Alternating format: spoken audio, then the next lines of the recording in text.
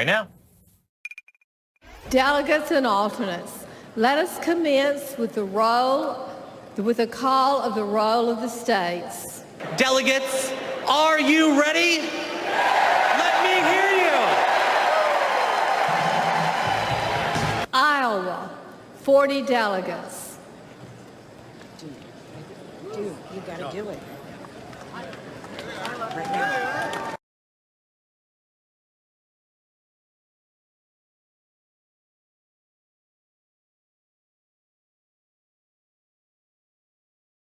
Joe.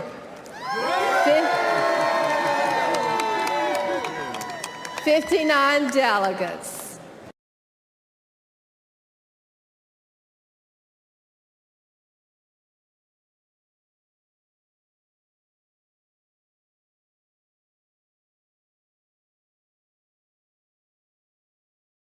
West Virginia, 32 votes. President Donald J. Trump.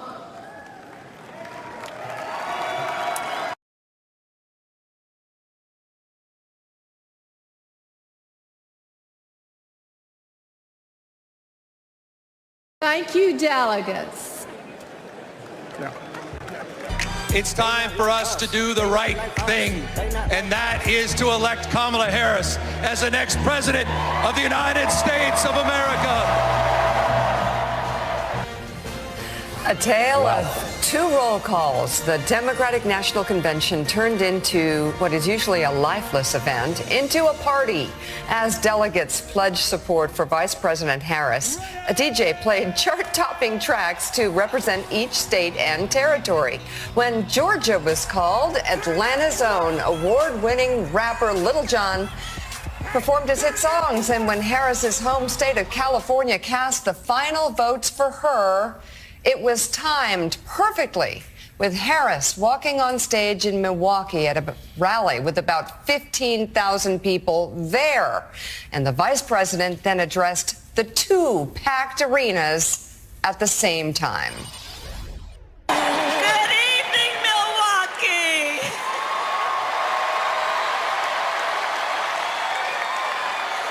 And hello to everyone joining us from exciting Chicago. The delegates at the Democratic National Convention, well, they just completed their roll call.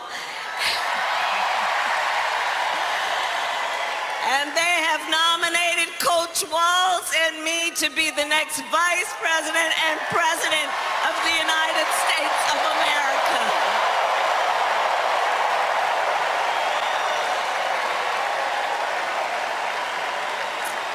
And I thank everyone there and here for believing in what we can do together. We are so honored to be your nominees. This is a people-powered campaign, and together we will chart a new way forward. And Wow. that was just the beginning. Just well, Willie, I mean, you talk about a show of force, a show of power. That was impressive. I don't think I've ever seen anything like that before. I mean, 15,000 in Milwaukee, just packed. And then, you know, in Chicago also at the convention. Wow, that was crazy. Yeah, 20,000 in Chicago, 15,000 in Milwaukee. Perfect stagecraft as well. By the way, Yes. when Lil Jon is doing your roll call for the state of Georgia, you're doing something right. And let's not forget, Lil Jon, a contestant on Celebrity Apprentice, season 11, who has turned his back on Donald Trump. I'm sure that had nothing to do with Lil Jon being selected. I will say, though, Lil Jon. if you're looking at the contrast between the Republican convention and the Democratic convention, the roll call, what you're looking at now is when Willie and Eddie get together and have a party on the weekend. It's true. Mine's more like the RNC. Definitely. Arnold Palmer, anybody? Arnold Palmer, anybody? All right. The guy spinning the records, DJ Cassidy. Everybody in the country now wants that playlist. I was partial to New Jersey. He went with Springsteen. I liked it. Of course, and Governor Phil Murphy said, we're representing the great state of New Jersey, and you're not. Exactly. Yes. He brought it. Along with Joe, Willie, and me, we have professor at Princeton University, Eddie Law Jr., NBC News national affairs analyst and a partner and chief political columnist at Puck, John Heilman, the host of Way Too Early, White House bureau chief at Politico, Jonathan Lemire. Let me say, on Central Time Zone, the name of the show brings with it an extra sting. Is Way pain. too Welcome early. to pain. All right, and the president of the National Action Network and host of MSNBC's Politics Nation, Reverend Al Sharpton, is with us as well. Do you remember Denver when that was 2 hours earlier? So you were getting up maybe at 1 a.m. to get ready for Way Too Early? I did Way Too Early once from the Vancouver Olympics. It was on at 2:30 a.m. for a month. Chris Licht and I waking up together. You were the founder, 11 p.m. the true founder. Okay. But obviously that was, the roll call was fun and the energy was real and the arena was packed. But then that was just the opening act for the headliners, Michelle and Barack Obama. And boy, did Michelle bring it. One of the most popular figures in the Democratic Party, former First Lady Michelle Obama, gave a powerful 21-minute speech taking on Donald Trump on issues of race and gender. In her remarks, she touched on her family's history and the importance of this election. Something wonderfully magical is in the air, isn't it? Yeah. You know, we're feeling it here in this arena, but it's spreading all across this country we love. A familiar feeling that's been buried too deep for far too long. You know what I'm talking about. It's the contagious power of hope. The anticipation, the energy, the exhilaration of once again being on the cusp of a brighter day. The chance to vanquish the demons of fear, division, and hate that have consumed us and continue pursuing the unfinished promise of this great nation, the dream that our parents and grandparents fought and died and sacrificed for. America, hope is making a comeback. My girl, the embodiment of the stories we tell ourselves about this country. Her story is your story. It's my story. It's the story of the vast majority of Americans trying to build a better life. She understands that most of us will never be afforded the grace of failing forward. We will never benefit from the affirmative action of generational wealth.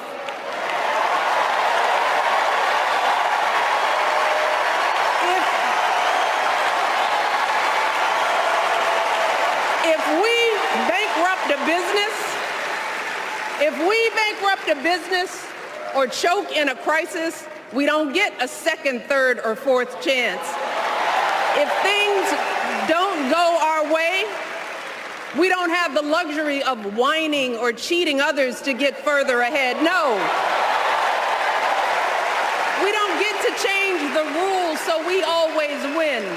If we see a mountain in front of us, we don't expect there to be an escalator waiting to take us to the top. Now, unfortunately, we know what comes next. We know folks are going to do everything they can to distort her truth. My husband and I sadly know a little something about this. For years, Donald Trump did everything in his power to try to make people fear us. See, his limited, narrow view of the world made him feel threatened by the existence of two hard-working, highly educated, successful people who happen to be black. I want to know, who's going to tell him that the job he's currently seeking might just be one of those black jobs?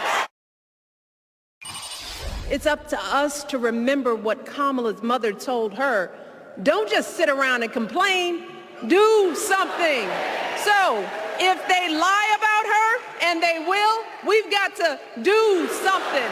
If we see a bad poll, and we will, we got to put down that phone and do something. If we start feeling tired, if we start feeling that dread creeping back in, we got to pick ourselves up, throw water on our face, and what? Consider this to be your official ask. Michelle Obama is asking you, no, I'm telling y'all to do something.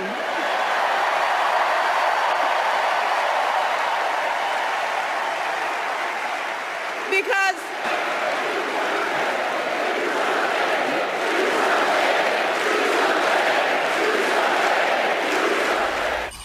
And Michelle Obama, Eddie Glaude, rocked the night, but she was speaking to not just the young people across the nation. I think it's people across the nation who are just feeling like very, very brought down by the past, I don't know, 4 to 8 years, the Trump years, COVID, the impact that it's had on our kids. She really brought people up and said, come on. It's on us. Let's go. Absolutely. The line, hope is making a comeback. Yeah. And she did it with her arms out, that sleeveless outfit, you know, just wonderful. And I think it was important for her, who's always reluctant, the reluctant warrior, to step on the stage, to come out and offer that account, that vision, that defense. And then we don't benefit from the affirmative action of generational wealth. Oh, what a great line. And so I thought she understood, you know, we don't, you know, when they go low, we go high. No, when they go low, we fight back, and she fought back last night. So, Rev, you were in the room last night. You watched the speech from First Lady Obama and President Obama as well. To Mika's point, we'll play some of it. President Obama made that same speech, effectively that same message and point when he said, we don't want to live in this country that Donald Trump has been showing us, the picture he's been painting for the last decade. We don't want to be divided. In fact, we're not. It's something we say on the show all the time when you coach Little League or go to church. We're not the way Donald Trump says we are. So let's not be that way. Let's have hope make that comeback. I think that the electricity you saw here last night, my opinion, electrified people around the country, is that we're not dealing with grievance, and we're not even dealing with the fact that some of us are in unfair situations as we consider it, but they reignited in us hope that we're better than this, and we can do better than this, and we can strive to make this country better.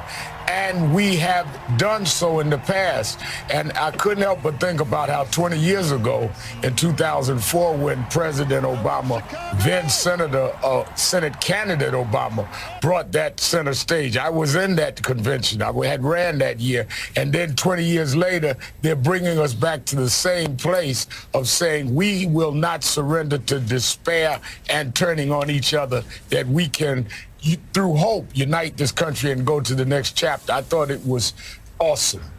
Yeah, I was on the floor last night about halfway back during the Obama speeches. And first of all, we can't underscore enough the reception they received here in their hometown of Chicago. Democrats just so happy to see them again, and how powerful each were. In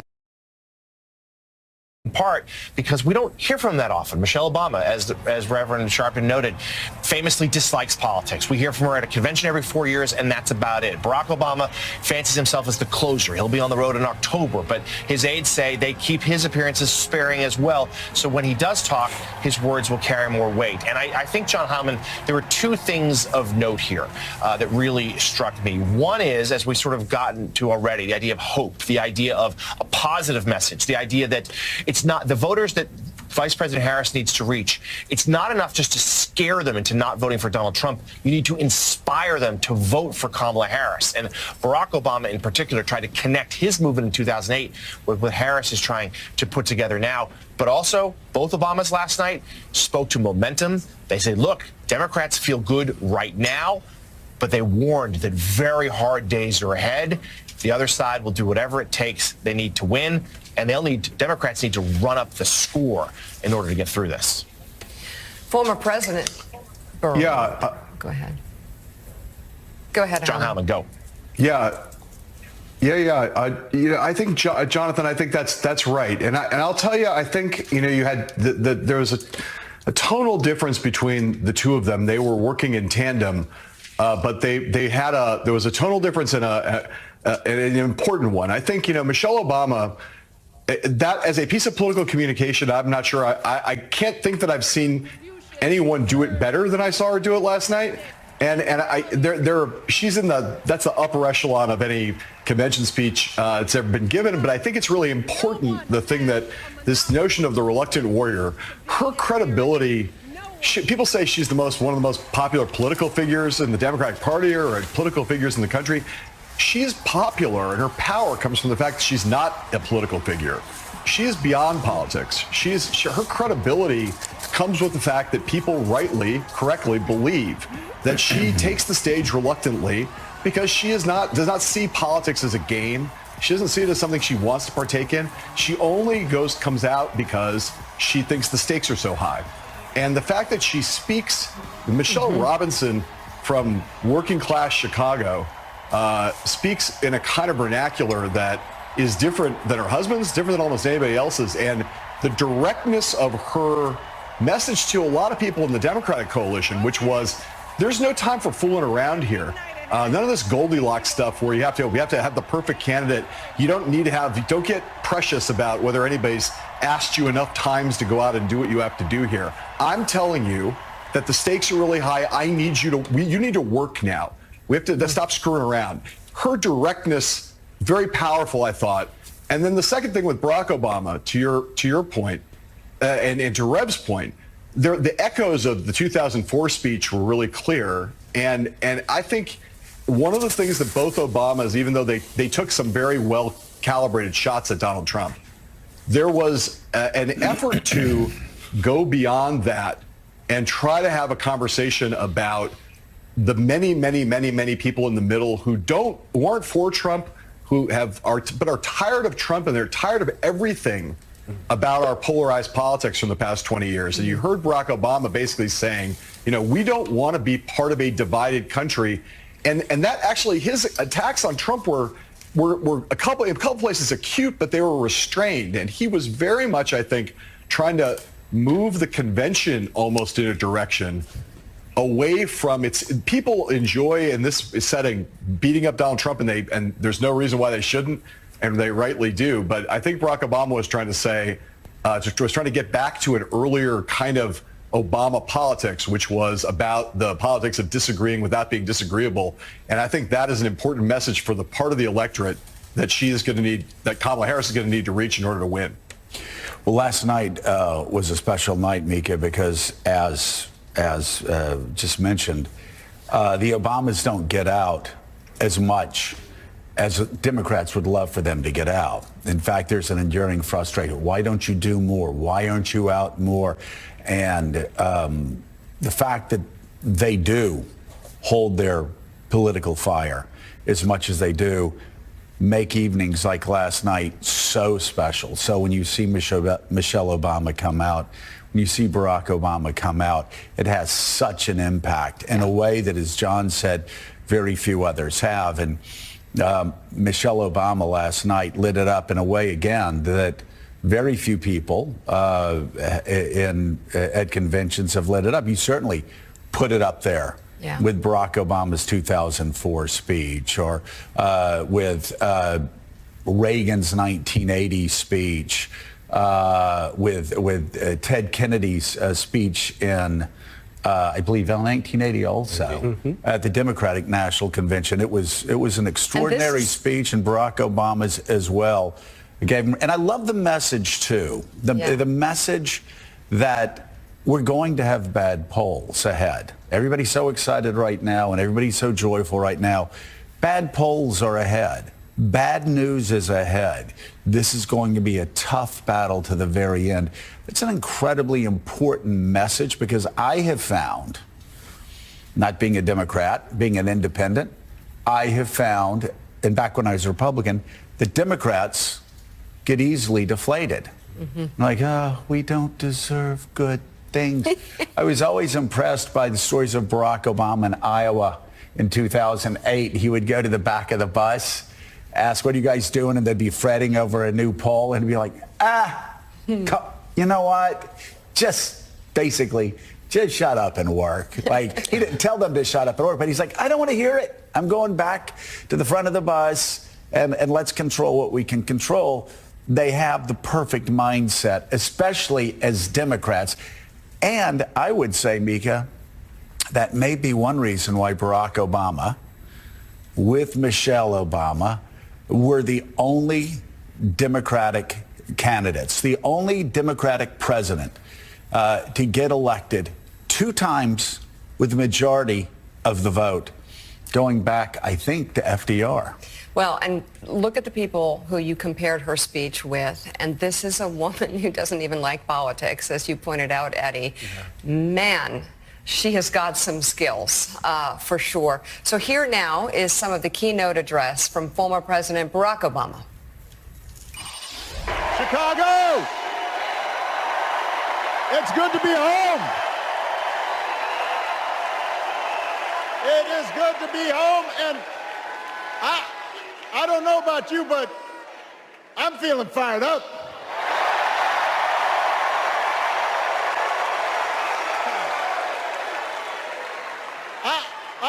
I am feeling ready to go.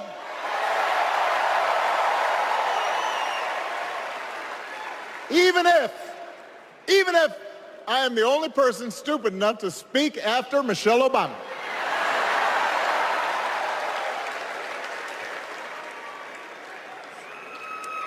I am feeling hopeful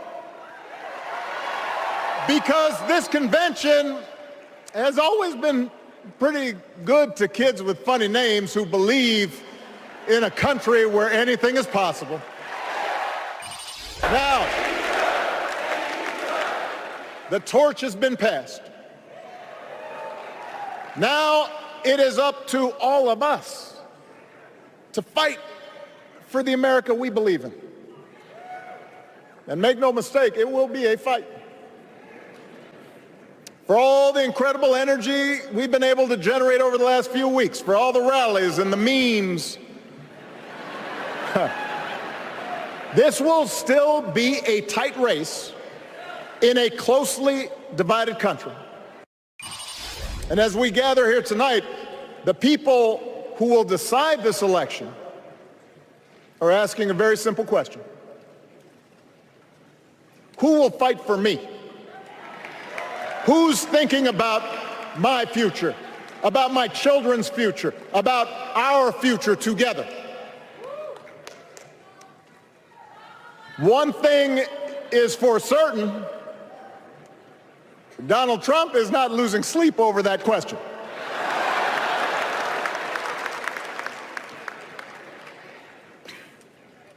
Here's a 78-year-old billionaire who has not stopped whining about his problems since he rode down his golden escalator 9 years ago. It has been a constant stream of gripes and grievances that's actually been getting worse now that he's afraid of losing to Kamala. There's the childish nicknames, the crazy conspiracy theories, this weird obsession with crowd sizes.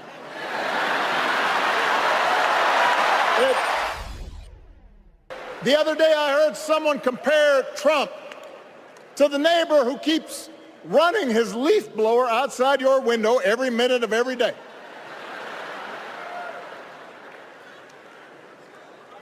Now, from a neighbor, that's exhausting. From a president, it's just dangerous. The truth is, Donald Trump sees power as nothing more than it means to his ends. He wants the middle class to pay the price for another huge tax cut that would mostly help him and his rich friends. He doesn't seem to care if more women lose their reproductive freedom, since it won't affect his life. And most of all, Donald Trump wants us to think that this country is hopelessly divided between us and them, between the real Americans, who of course support him and the outsiders who don't. And he wants you to think that you'll be richer and safer if you will just give him the power to put those other people back in their place. It is one of the oldest tricks in politics from a guy whose act has, let's face it, gotten pretty stale. We do not need 4 more years of bluster and bumbling and chaos. We have seen that movie before, and we all know that the sequel is usually worse. Kamala Harris won't be focused on her problems. She'll be focused on yours. As president, she won't just cater to her own supporters and punish those who refuse to kiss the ring or bend the knee. She'll work on behalf of every American. That's who Kamala is. So, Mika, few people better go at Donald Trump with humor than does former President Barack Obama, including just a little glance down at his hands when he was talking about the crowd size there. But also the subtext of what he was saying was effectively that Kamala Harris inherits his mantle. That, as you said, we've been in this decade of Donald Trump and COVID and just despair and heaviness, and that Kamala Harris is ready, as former President Obama did 16 years ago, to lift us up and to take us to a different place. And I think that line about the sequel is always worse is actually very ominous, because when you look at what already has been done as a result of the Trump administration to women's lives and to women's health, it's frightening, actually, when you think about it. So, 2 incredible speeches. We're also going to hear from Doug Emhoff, who was great last night. So we have that still ahead. Also still ahead on Morning Joe, Democratic Senator Mark Kelly and North Carolina Governor Roy Cooper will be our guests. They had both previously been on Kamala Harris's VP shortlist, but are fully backing the Harris-Walz ticket. But first, we'll get to former President Trump's week in an effort to sway swing voters. Former Georgia Lieutenant Governor Jeff Duncan, former Congressman Adam Kinzinger, and former Trump administration official Olivia Troy will be speaking either today or tomorrow. Meanwhile, former Trump White House press secretary Stephanie Grisham and Mesa, Arizona Mayor John Giles spoke yesterday, slamming former President Trump. Behind closed doors, Trump mocks his supporters. He calls them basement dwellers. On a hospital visit one time when people were dying in the ICU, he was mad that the cameras were not watching him. He has no empathy, no morals, and no fidelity to the truth. He used to tell me, "It doesn't matter what you say, Stephanie. Say it enough and people will believe you." But it does matter. What you say matters, and what you don't say matters. When I was press secretary, I got skewered for never holding a White House briefing. It's because, unlike my boss, I never wanted to stand at that podium and lie. Now here I am, behind a podium, advocating for a Democrat. And that's because I love my country more than my party. Kamala Harris tells the truth. She respects the American people, and she has my vote. I have a confession to make. I'm a lifelong Republican. So I feel a little out of place tonight, but I feel more at home here than in today's Republican Party.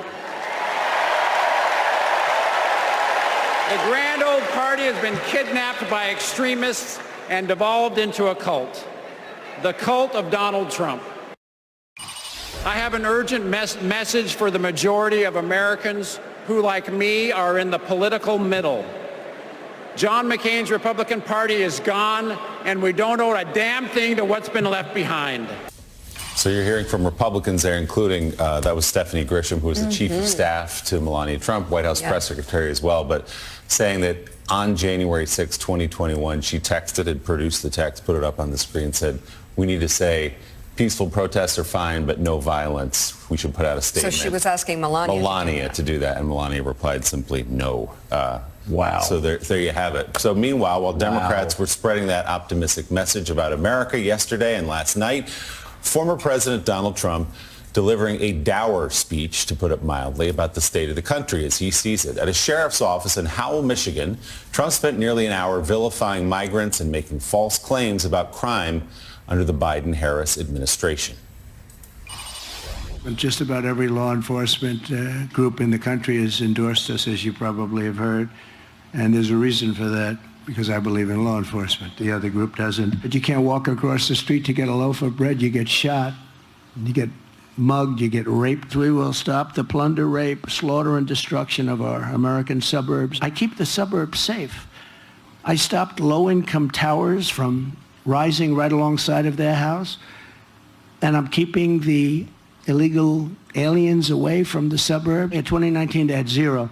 Now you have thousands of terrorists coming into our country.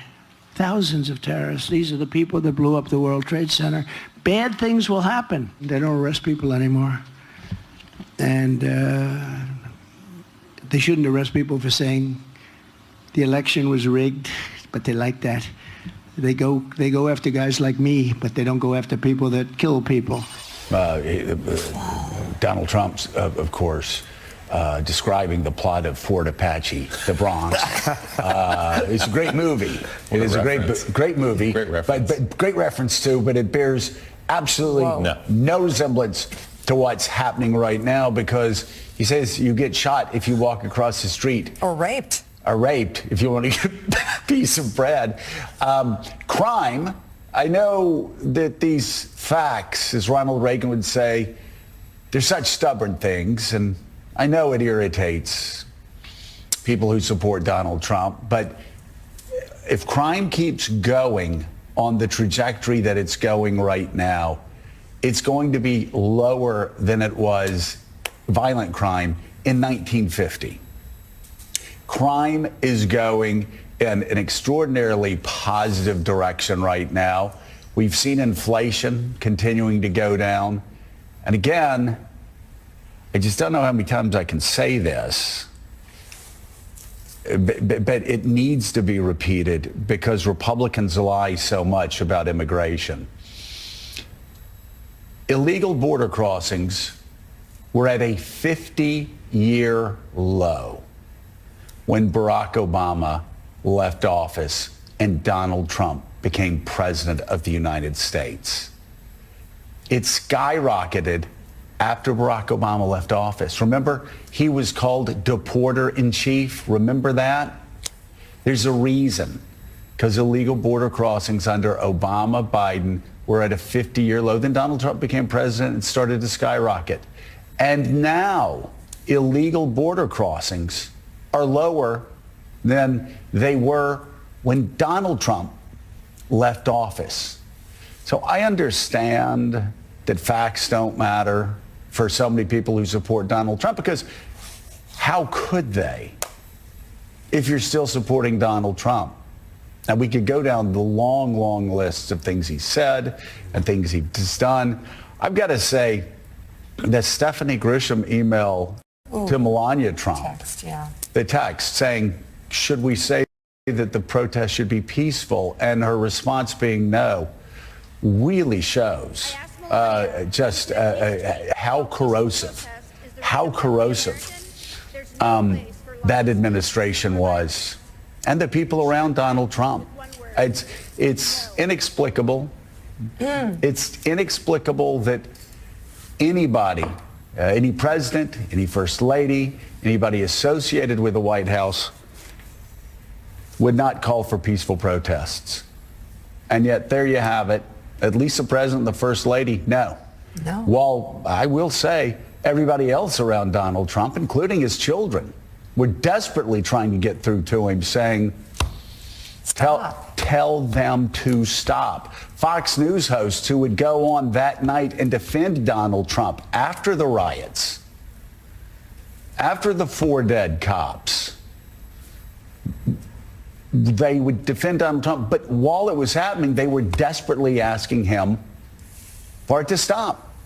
His lawyers begging him to tell him to stop. They wouldn't do it. So, yeah, it's I guess facts really just don't matter, unfortunately, to so many. But, you know, John Heilman, you look at what happened last night, and you look at Donald Trump's event yesterday and then the day before. It was strange. They were strange, very dour, very rambling events. And lost in time. You look at all of the shots from the convention, the Democratic convention, and, you know, Republicans are saying this. You see joy. You see smiles. You see optimism, that sort of sunny optimism that Ronald Reagan showed in 1980 and 1984. And that sort of sunny optimism was in marked contrast to Democrats at that time. Talk about the tale of these two campaigns right now in August as we move toward Labor Day and beyond, when the real campaign starts.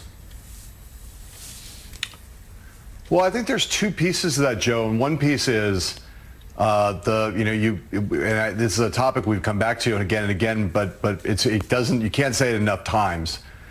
The flip side of what the Obamas were saying and what we pointed out this morning, what you pointed out, is that, you know, it's going to be a close race, et cetera, is that it's going to be a close race in the other direction also. And that means that, you know, all of these people who are around Donald Trump trying desperately over the course of the last 5 weeks now, since Kamala Harris became the presumptive Democratic nominee, to sort of say to Trump, you must be disciplined, we must be focused, we must have a message, you need to get it together, man.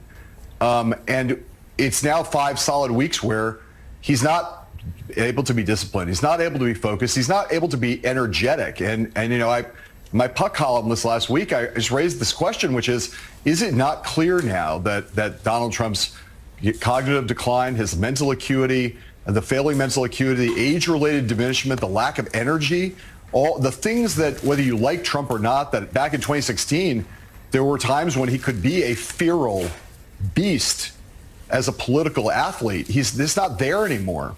And I think, you know, it bodes ill for the Republican campaign, not on many of the moral and ethical grounds that we often rightly raise, but just on the level of, can this candidate, who's so central to this campaign, there is no campaign without Donald Trump. If he's not performing at some level of basic discipline, rigor, focus, there's no way that the Republican candidate, given all the momentum on the Democratic side, there's no way Donald Trump can win. What you see on the Democratic side right now is focus, energy, and discipline. And the second thing is, and I know we're going to talk about Doug Emhoff in a second, but I thought it was very vivid yesterday. It is that the Democratic convention and Doug Emhoff's speech with his blended family, who his son said, you know, we don't look like every other family that's ever been in the White House, but we can represent all American families. That's right. That is what American families look like now. And they feel like today. That the picture of the Democratic convention is a picture that looks like what America looks like in 2024 and what it's going to look like going forward. And a lot of what you see on the Republican side is very much yesterday's news. And I think that that's a powerful thing for the Democratic campaign that's trying to align itself with the future. You got to start with a party and a campaign and a candidate and a family that looks like today. And that's what the Harris family looks like. That's what the Democratic convention looked like. And that's the opposite of what you see in this kind of old, dilapidated, tired, sagging Republican campaign on Donald Trump's side. It looks like, yeah, it's boring. And it looks like yesterday. Some news about tomorrow, we can say, Reverend Al Sharpton, you'll be delivering remarks from the convention stage here. The DNC has announced, so we'll certainly be looking forward to that tomorrow night. But let's get you on Trump for a moment, someone you've obviously known for a very long time. This was a very low wattage, low energy speech, 2 days in a row. Now, he is, for him, trying to be more on message. His advisors have put together a counter-programming week to the DNC. He's supposed to hit a different topic each day. These aren't rallies. These are smaller events. Seems like, though, to me, and talking to people around him, Trump is sort of sulking. He's going through the motions. That's not what he wants. And we know when Trump feels like he's being put in a box by advisors, he usually breaks out of that box soon enough with something incendiary. So I'm sure it's just a matter of time before that happens. But to John's point, it's still a flailing campaign right now. And you contrast that image of Trump there, not just low energy, but doom and gloom, compared to the scenes behind us, the rousing, diverse crowd, and the adulation and joy. That's a pretty compelling picture for America. Very compelling. And let us remember that Trump started his political career, so to speak, on birtherism, by us against them. They are not like us. Barack Obama is not even really an American. Us against them, it was always about pitting people against each other. But that's always countered out when you have people that represent the best of us. Hope. We can do this together. The progress we can make. The progress that women have made in this country. The progress that blacks and others have made. And when you contrast that with somebody that's trying to play on our divisions, they're going to lose every time. It may take longer, but it's going to last longer. And I think that people went through this Trump 4 years and not only was beat down with the pandemic, beat down with a divisive, hateful kind of atmosphere, and they're welcoming now. We can begin to try and strive again to face our difficulties, but we can win because we have won. And I think that's what last night with the Obamas reminded people of. I think that's what Kamala Harris and Doug Emhoff remind people of as a family. Yeah, no doubt about it. By the way, Eddie, I was looking at you while John Heilemann was talking, and you were mouthing the words he repeated. They're very descriptive. Yeah. Donald Trump, a feral beast as a political animal in 2016. And the funny thing is he meant that as a compliment. Yeah. And now talking about the sagging campaign. But, you know, something about Doug Emhoff's family that we're talking about right now, a blended family. You look at the Republicans, and it's sort of a 1950s family. It's a 1960s family. It looks like my family looked, you know, in the 1960s and 1970s growing up. You look, though, at Kamala Harris and Doug Emhoff's family, and it is a blended family, and a family that looks a lot like families I see in evangelical churches I go to. And you see, that's the thing. That's the miscalculation I think Republicans always make, that Donald Trump always makes, that every evangelical church is all white, right, and that there aren't blended families, that there aren't families that look like America. There are, even in areas that are supposed to be bedrock Republican constituencies. And there's just simply no effort, certainly in Donald Trump's Republican Party, to acknowledge that America is a very diverse place, even in supposedly white evangelical churches. You know, Joe, at the level of culture, America's diversity is in full bloom. Mm-hmm. You see people of color singing country music. You see these blended families. You see all of us participating in what is great about this country in so many ways. It's its diversity. But, you know, there are two powerful political forces always at work in Western politics. That's hope, and there's fear. And, you know, you can trace fear back all the way to Machiavelli, all the way back to Hobbes and the like, right? So and we always know that the Obamas represented fear for a lot of folk. You know, remember the fist bump? What was that? Was that the activation of a conspiracy, right? Remember the idea that the Obamas ascending to the White House activated all these grievances. Remember the idea of those racially ambiguous children on Cheerios commercials. Oh my God, what has happened to the country? And so there's this sense in which this is what makes it close. Right? For the Obamas to show back, I was just thinking about this just as we were talking about, for them to turn up on the stage again, right, in so many ways reminds us of what was in some ways the impetus for a lot of the hatred and grievance and fuel that led to Donald Trump's ascendance. So as we talk about this moment, as we talk about the diversity of America on the ground, we have to be mindful of the fear that has motivated our politics over the last decade or so, and be mindful of how powerful it is. So let me say, though, Willie, in 2024, that fear is dated. I mean, it feels like it. Yeah. 2024 is not 2007, 2008, leading up to Barack Obama. I remember in 2008, I'll just say it, there were a bunch of older white guys that would be on TV. Oh, this is the most incredible. We have overcome. Oh. And I sat there thinking, It's not a big deal. I went to law school with that guy. Yeah. You know, like this is not unusual. We grew up with that guy. It was not like, oh my God. I can understand for guys in their 60s and 70s then that this was like, wow.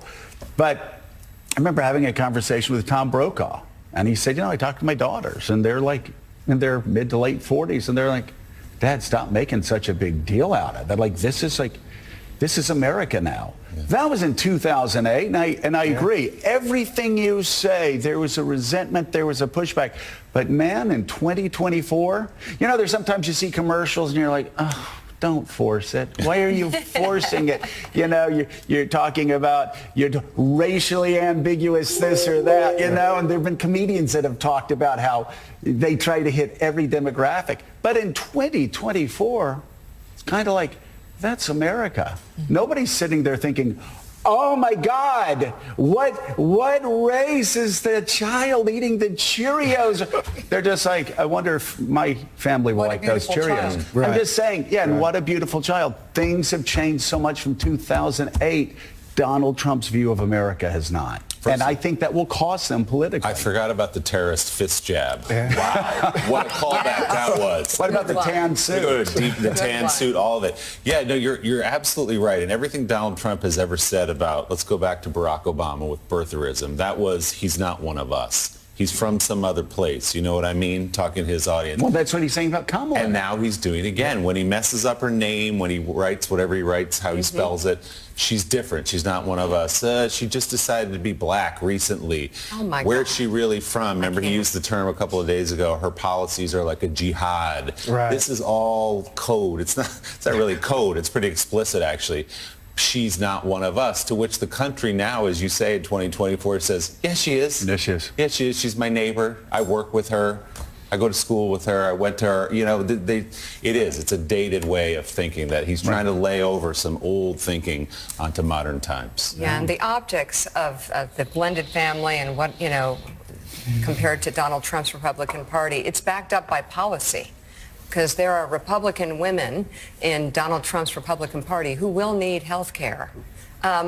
Dare I say abortion health care if they have a problem in some way, shape, or form. So the policy is backing up the optics that we're talking about, which I think will be extremely legitimizing and add credibility to the Democratic ticket.